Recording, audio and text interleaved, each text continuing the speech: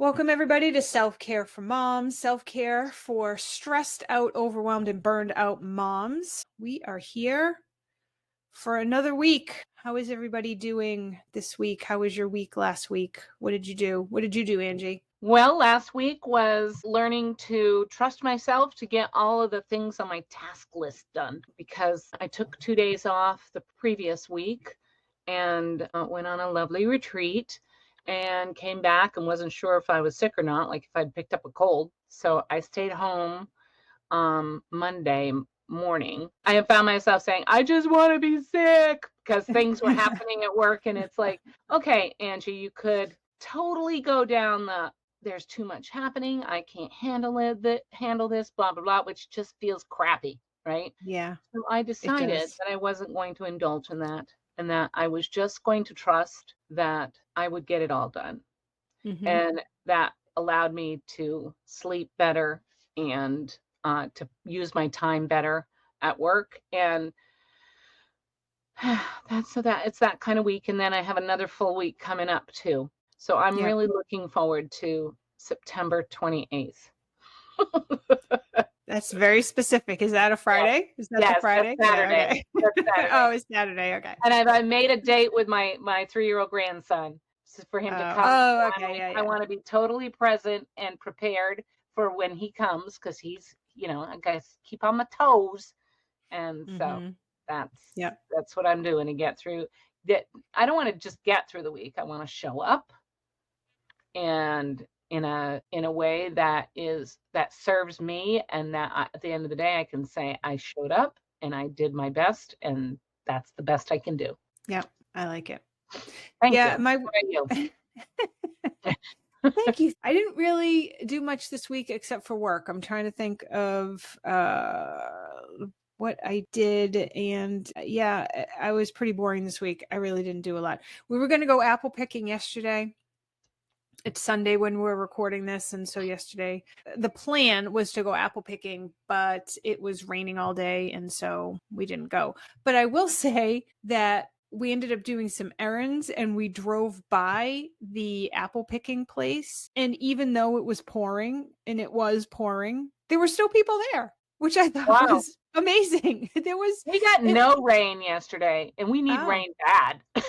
So well, maybe it's on the way. I don't know, but it rained here all day. I mean, most of it was just regular rain, but mhm. there were parts that were pouring. And when we happened to be driving by the apple orchard, it was pouring and there were still cars there. I mean, and it wasn't just one or two cars. It wasn't full, but Yeah. it was probably like 20, 25 cars.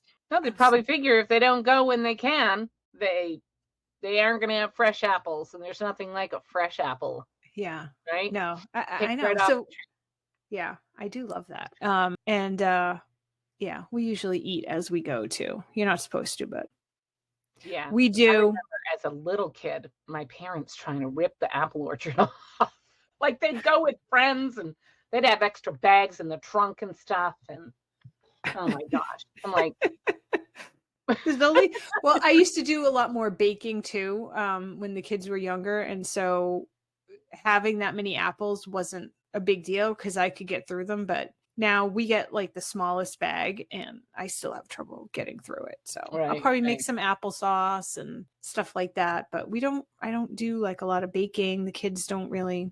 I don't know, like baking isn't their thing anymore. But yeah, other than that, I haven't really done much, which sort of goes into our topic this week, which is making mom friends. And the reason that I say that is because most of the stuff that I do is either with my husband or with my kids, because there's not really a lot of people around. And even though Angie and I are friends, we don't really live very close to each other. So we don't really get together in person super often, maybe a few We times a year. polo a lot though. We polo a lot, but we don't get in, we're not together. We don't plan things to go do very often. We do sometimes, but not very But it's often. like what, 3 times a year, twice a year, Two, 3 times a maybe year. Yeah. 4 times a year. Yeah. Yeah. Um, since we've been doing the podcast. Are we a year into the podcast now yet? Almost. This episode will be episode 37. We were recording far sooner than we went public with it. So that's why I Yes. keep Carrie's the one that is like the keeper of the podcast and does all the things. So I just show up to have fun with the conversation. Yeah, but we're getting to the 52nd episode. It's not that far away. We So so appreciate the folks that are listening. yes, So, we do. We do. Keep listening. Tell your friends. comment. And like, subscribe, comment, do all the things. Do all the Yes, things, please. We'd love to but have a even if you conversation with don't, you. we still love you and we thank you for That's listening. true. So Absolutely. um So, friends. but yeah, making mom friends. So I don't know about you, Angie, but when my kids were little, it was easier to have at least kind of a surface connection with other moms, because when my kids were little, I was a stay-at-home mom, so I would take them places like to the play group, and we had like a center in town where they could play and take them to the park and stuff. And so I would meet people and we would like chat as we're there, right? And sometimes I would see people again, right? But it was rare that turned into an actual friendship where you would intentionally try to get together either with or without the kids and do that. And so in that way, and especially being a stay-at-home mom, it was you felt, or at least I felt, a little isolated from that. It was sort of like kind of how you feel in school. It's like, well, everybody's getting together and doing these things and I'm just sitting here by myself with the kids and I'm not doing any, I'm not going out and having these adventures with people. I mean, I don't know what other people were doing, but in my head that's what you think, right? Well, that's the So thing. Even if you don't know whatever other people are doing, you make up a story about what you think they're doing right, because you're not doing it and you feel right, bad about not doing it. So yeah, you assume everybody else yeah, has a different little experience. And I FOMO. bet there were a lot of moms having the same thoughts and not going out and doing things with girlfriends. I mean, we're Yeah. talking about female friends, right? Yes. Yes. Yeah. Or I guess it could be other caretakers. So I don't want to be so gender specific, but yeah, having Yeah. people that are staying home with their kids and finding other people that are staying home with the kids that you can, share the ups and downs of that experience, because that is definitely a different experience than if you're working out of the home when your kids are little. Yeah. I mean, I think that kind of hits the nail on the head. It's like somebody that gets you, right? Somebody that's going through those things and you can just be like, "Oh, this happened again." They understand and they say, Right. "Oh, I know," right? Mm-hmm.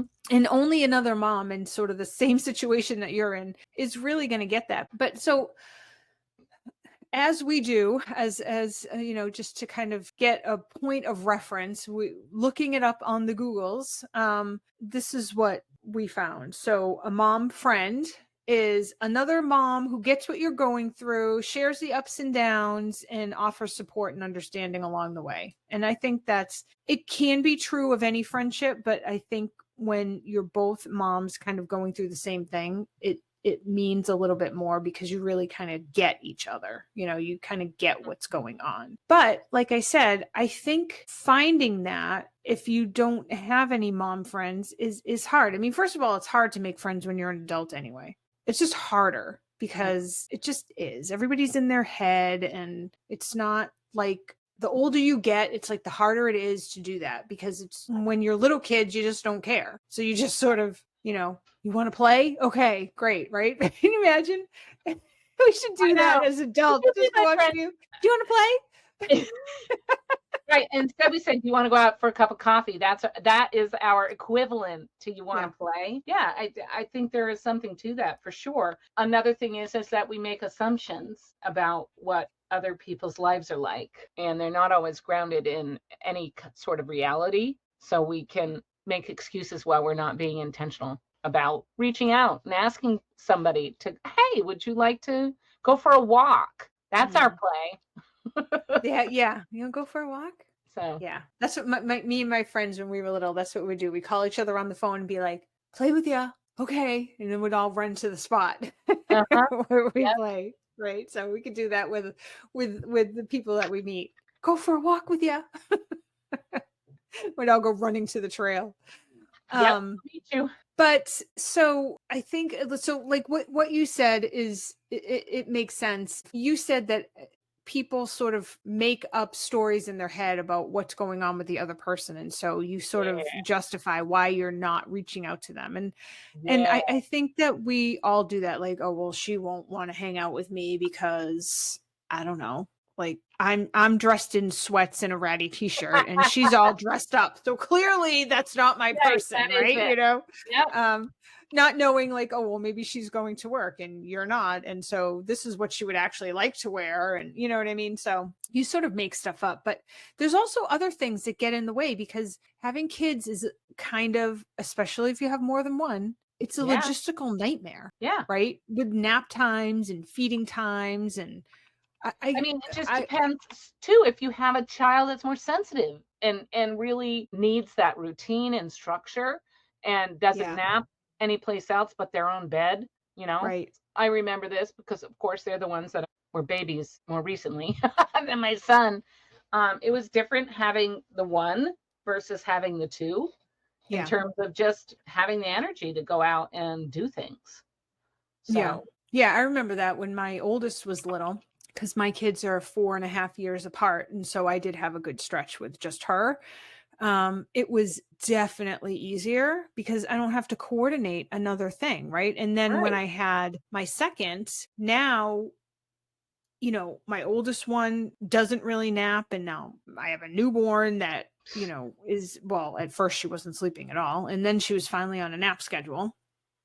Um, And so trying to coordinate that with another mom of like, I mean, that's when I gave up playgroup. I didn't completely stop, but I didn't go to the center where we played. mhm, I didn't go there as much because it's only open certain times of the day and it would always fall into nap time. And now my oldest is in preschool, so there's that. And so there's all these time constraints. And not to mention all the things that you need to do, right, when you're a stay-at-home mom in terms of like the housework and grocery shopping and stuff. Because when you're a stay-at-home mom, unless you have somebody that does that for you, that's what you do. So you have to fit all these things in, and now you're trying to fit in a friendship separate from being a mom. I mean, even though you're mom friends, trying to do something like outside of that is difficult. It's not impossible. It's not not impossible. It impossible. is it is part of the self-care process to try to fit something like that in. But the reality is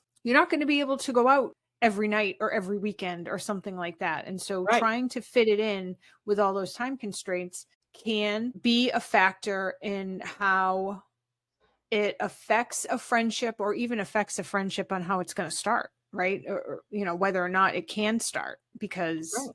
I can't tell you how many times in preschool moms would try to get together, like a group of us would try to get together, and then it would just fizzle out because, well, I can't do it on this day because of this, and I can't do it on this day because of this, and I can't Mhm. do it at this time, and I can't do it at this. And before you know it, you're like 3 months in, and everybody's like, never mind.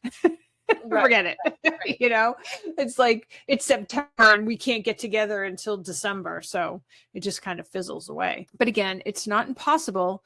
Some of the other things too, and again, this is just even in general, but it doesn't go away just because you're a mom. That social anxiety that you feel trying to step out of your comfort zone and make small talk with somebody and then trying to transition that small talk into something more. Now, that comes easily for some people over others. And then there's all sorts of people in between. I myself am more of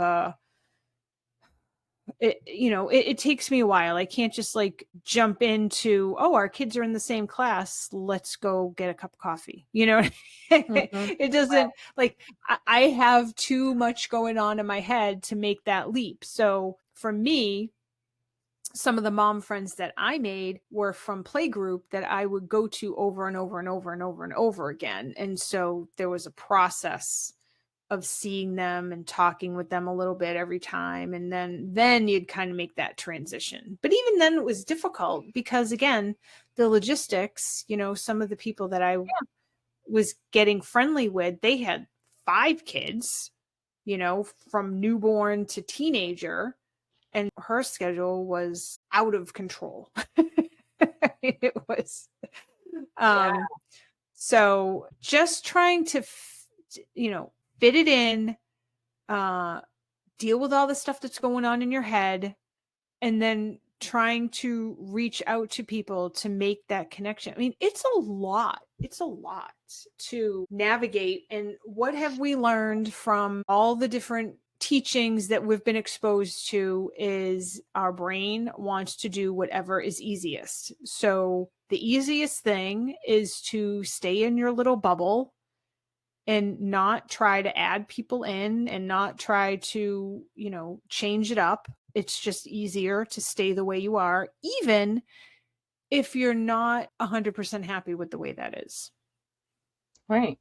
So, I keep thinking too about when you're more introverted and you need alone time in order to recharge. It would feel, even though you know that having that support of a close friendship would help you, with your recharging, because in essence that might be energizing to meet with a friend. But you know that if I have the choice between spending an hour in a bookstore by myself versus going to go meet a friend to have a conversation over coffee, I'm thinking, oh, the bookstore sounds so much better. Just in terms of, I don't have to talk to anybody. I can just relax, and there's no expectations, and I can do what I want. yeah. So it's, Yeah. knowing yourself and knowing what you need in terms of interaction, social interaction. Yeah. Um, Yeah. I think what you just said is important though. You just want to be by yourself so you can do what you want. I know I felt that way. Is you're doing things for people all day long, right? And so when you get time to yourself, that is one of the thoughts that you have. It's like, I just want to do what I want to do. And mhm, so even though you may be feeling, lonely or isolated, or you really want to have somebody to connect with about what you're going through, you also want that time to yourself. And so now it becomes a choice almost. It's like, because you don't have a lot of time, so do I use that time to expend energy with another person, or do I use it to recharge myself? And right, so maybe that is the difference between introverts and extroverts, because an extrovert would probably choose being with somebody else all day long. right, right, um, exactly. and the introvert would tend to choose, if they had to make a choice, to kind of reset and be by yourself for a little while. So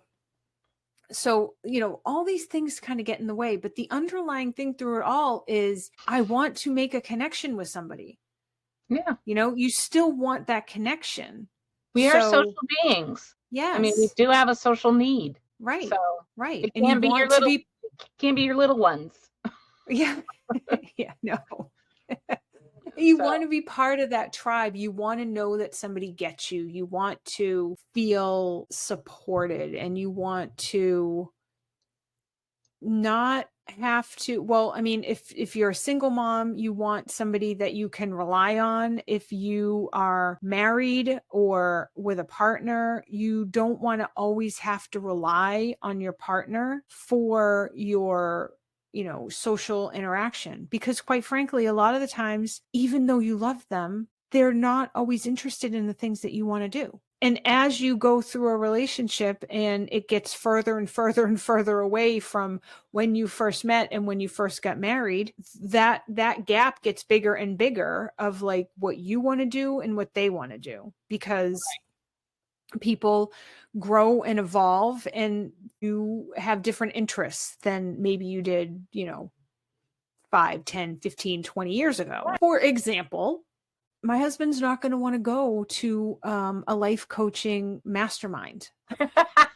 probably not. It's not going to be his thing. Conversely, I don't want to go to a comic book convention, right? Right. Not my thing. I don't want to go there, right? And Mhm. and he is a comic book artist as well as a toy collector. I would not want to go with him to that all day. Right. just like he Right. wouldn't want to go to my thing all day, you know? So you have to find people that like the things that you like, so you don't have to rely on your partner for that, because then that's just going to create resentment. Like, why don't you ever want to do stuff with me is what will come up eventually if Right. you don't, right? Well, how come you never want to spend time with me? How come you never want to do the things that I like to do? How come, right? And it's Yeah. because I don't like them, and that's okay.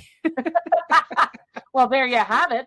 I mean, yeah, my husband is into turkey hunting, and there is a National Wild Turkey Federation. Did you know that? There is a national I organization. knew that because of you, but I don't know Yeah. if our listeners know So, that. so he does his thing. He competes. He does competitive turkey calling, and it's very much a social thing for him as well. I mean, the guy has got like, I don't know what his last count on Facebook. Like, he's Facebook famous. He's like 2,500, I don't know. It might be even 4,000. I don't know. Anyway, followers, and you put him in a room with turkey hunters, and oh my gosh, I won't ever see him. So I'm like, why do you want me to go to that banquet? Just so you don't feel guilty because I'm home. I'm like, and I'm happier being home and knowing that you're enjoying yourself. And I think he actually enjoys himself when he doesn't have to worry about me sitting Right. there and not finding somebody to talk to. Occasionally, there will be somebody there that doesn't want to be social with a lot of people who will Hmm. sit and we can chat. But a lot of times it's just like, I'm sorry, dude, I don't really Yeah. care. I So I it's don't it want to do it it. Yeah. yeah. Yeah. So So that's I a thing feel for like sure. it takes the pressure off of the relationship to fulfill all those needs that you have in terms of social connection, because Right. it's a different type of connection that you have with your partner, and you're not going to like all the same things. It's impossible. Like they Exactly. can't be everything. Like, you can't be everything to them, and they can't be everything to you. That would create a complete disaster, Right. because then you're really isolating yourself in terms of, like, if they don't like that, then I can't do it, kind of a thing. And that's we don't want that for anybody. Right. Exactly. But having said that, like we're saying, it is difficult to make that leap from just seeing moms in the playground or at playgroup or something and transitioning that to friends.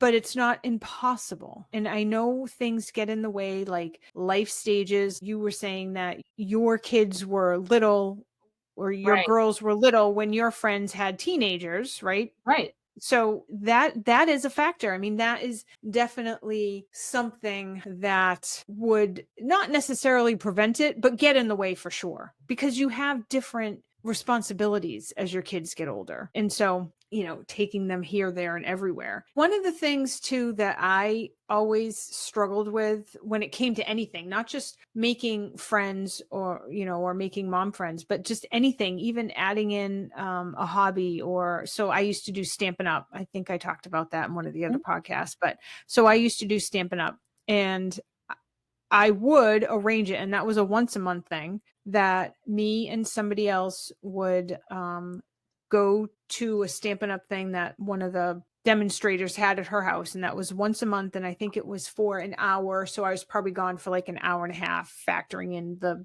Yep. drive time, right? So once a month for an hour and a half, I would do that. But I would feel so guilty Oh about God. leaving my Yes. family to go do something like that, Yeah. right? So, balancing your need to go out and do something for yourself with that inevitable mom guilt that comes up, that Mhm. tricks you into thinking that you can't ever do anything for yourself ever again, Right. because now your purpose is to take care of your family and be there for them a 100% of the time, 24/7, whether Absolutely. they need you or not. You just need to be there, right? Oh, I mean, such a so lie. Such a lie. it's such a lie. If your brain, for anybody listening to this, if your brain is telling you that, it's a lie. It is a lie. You don't have to do that.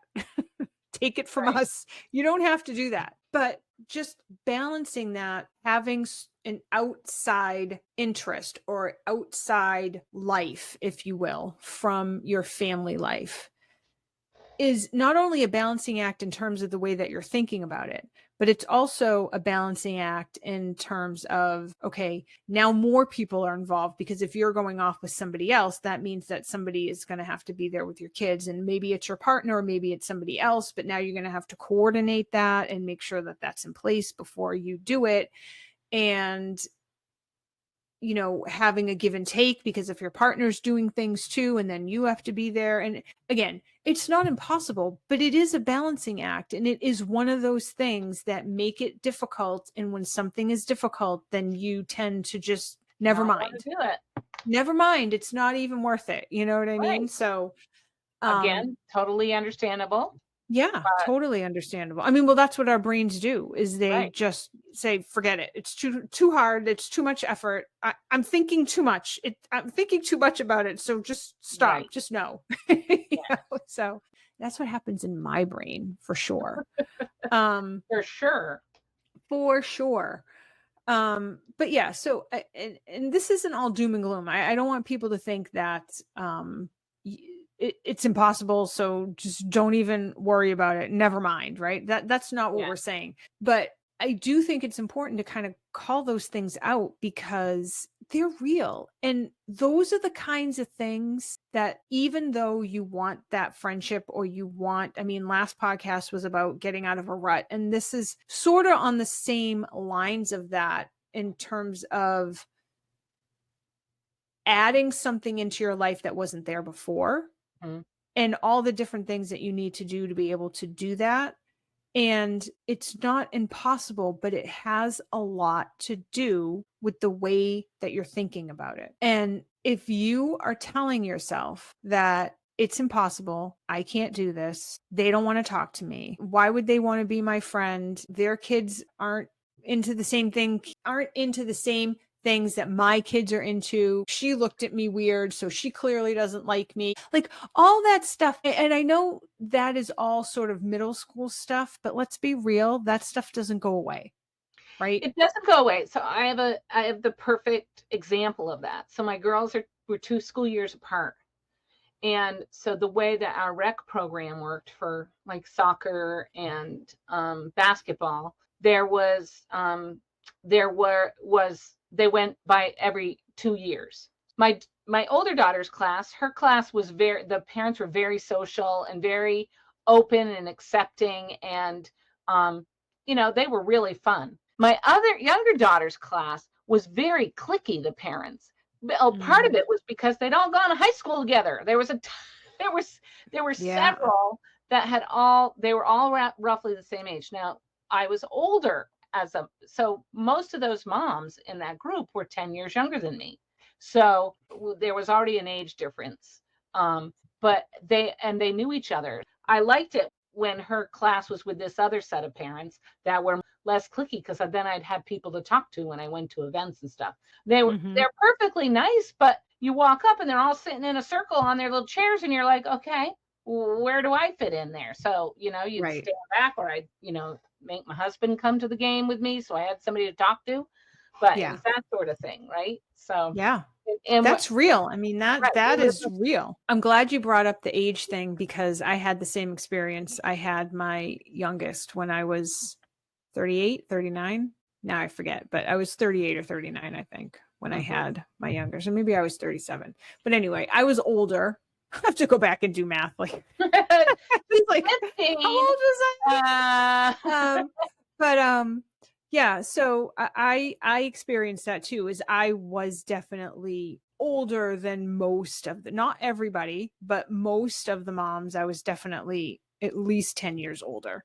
mhm. Um, and so that makes a difference. I mean, It does. that's like a whole generation almost. So again, all these things are a factor. And I think that being aware that these things, like, there's a reason that you keep kind of stopping yourself Mhm. from making that transition from just, hey, how are you, to, hey, let's get together, and start kind of building that. There's reasons behind it. It's Right. not just because you're not good enough, or because they don't like you, or because you just can't get it together, right? It's none of those things. Right, right, It's just it's all these natural, normal things that we think and feel when we're put in a situation like that, that if you're not aware of it, will prevent you from going any further and maybe creating right, deeper connections. So if right, you're aware of it, it's easier to say, "Oh, I see what I'm doing right now. right. I see that. I It see that. all I'm starts on with T-brain." awareness. Yeah. And so changing the way that you approach things and being more curious and open-minded when you go into something. So, for example, the circle that you just talked about, right? Like you go in there and they're already in their own circle and talking and talking and talking, right? And so there's two Mhm. ways to approach that. Either you tell yourself, well, I guess I'm not welcomed there. They're Mhm. already in a closed off circle, so never Yep, mind, I'll just go over here, right? Another way to approach it is to say, "Oh, I can be part of that group too. I'm just going to pull up a chair and they'll move, you right. know? They'll let me in. Of course they'll let me in. I'm a mom too. Yeah, I have things to contribute and say, and they seem like a friendly group. I see them laughing over there and talking and yeah, having fun. I could be part of that. It would change what you did, right? It would right. change how you feel about it. It would change what your approach would be, right? So you're feeling, instead of feeling defeated or rejected or um, just not confident, you would be curious, like, oh, what are they talking about? I want to be part of that, and just walk right on up. So we could sit here and talk about, well, join a club or be part of the parenting group or get a hobby or talk Right. to moms at the park, right? We Yeah, could talk all about the that stuff things. all day long. But if you're not thinking that they will be receptive to you, or you're thinking that you could never be part of that, or they're never going to be friends with me, or never mind, that's too much work. If those are the things Right. that you're thinking, it doesn't Yeah, matter what you choose to do, none of it's going to work. exactly. Because So, self-fulfilling yeah. prophecy. Right, exactly. So definitely, if it's available to you, put yourself in situations where you can meet other moms for sure, but also have that mindset behind it that you are a person who is able to make friends, and you are a person who people want to talk with, and you are a person who can engage and connect with people. Those Right. are the things that you need to be thinking about when you're going into these things. Otherwise, you're going to go in and you're going to do the painting class and have some wine for sure. And Yeah, you'll come back with a nice painting, but you're not going to have anything else, right. you know? And I say that half jokingly, but it's true. I think that, like anything else, it takes practice. So it's not as if you're going to listen to this podcast and be like, oh, I know exactly what I need to do, and then go out and gather all these mom friends and have this big community. That's not going to happen. Right. So it is going to take some practice, just like anything else. We talk about practice Absolutely. prioritizing yourself. If you want to make mom friends or make connections with people who you think will understand what you're going through and start to build that community, you're going to have to practice thinking about it differently. And Right. that's going to take a little time, but it's just about being aware of what you're thinking now and what you want to think, and bridging that gap with something that is more palatable for the moment. Mhm. So if you're thinking they're never going to want to be my friend, maybe you're not going to be able to make the leap to, oh, everybody wants to be my friend. Right. But you could make the leap to, well, I could just talk with this person and see what happens, right? Mhm. Right? Or I could say, there's no real reason that they wouldn't want to be my friend. Something small like that you can use to bridge the gap. And so that will just give you enough confidence to start putting yourself out there just a little bit, to start building those bridges, so you can start building those communities and make connections with people, Right. right? Right. And that's really all it is. It's, you just have to get out of your head about it, which, believe me, I know all about Ah, being in your head yeah, about that kind of stuff. yes. Um, another easier maybe fix, this might help you bridge the gap a little bit, is instead of in person, doing it through Facebook groups or some sort of group, an online group, just to start practicing putting yourself out there. Now, I wouldn't recommend that be the only thing, but it could be a good start. You know, if you're really not confident about going out in person and doing this, doing that online could be a really good first step, with the intention of up leveling at some point and then doing it in real life. Mm-hmm. IRL, as the kids say. Oh, aren't you just like up on all the current vocabulary?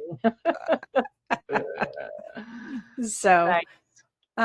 so we will end it there, and everybody have a great week. Start making those connections. Just stick your toe in the water just a little bit. Just a little Just bit. just a little bit. Don't stress yourself out, but just start the process of reaching out to people and building those communities and just getting out of your head a little bit more. Because So, chances are they're feeling the same way. that's true. A real good That chance could be another thought you have. If they're I'm thinking the thinking same this way, they're probably thinking the same thing. So I'm going to take the first step. That could be another bridge thought, you know? thing. Yeah, for So, sure. All right. Have a good one, all right. everybody. Until next week, we will see you. See you.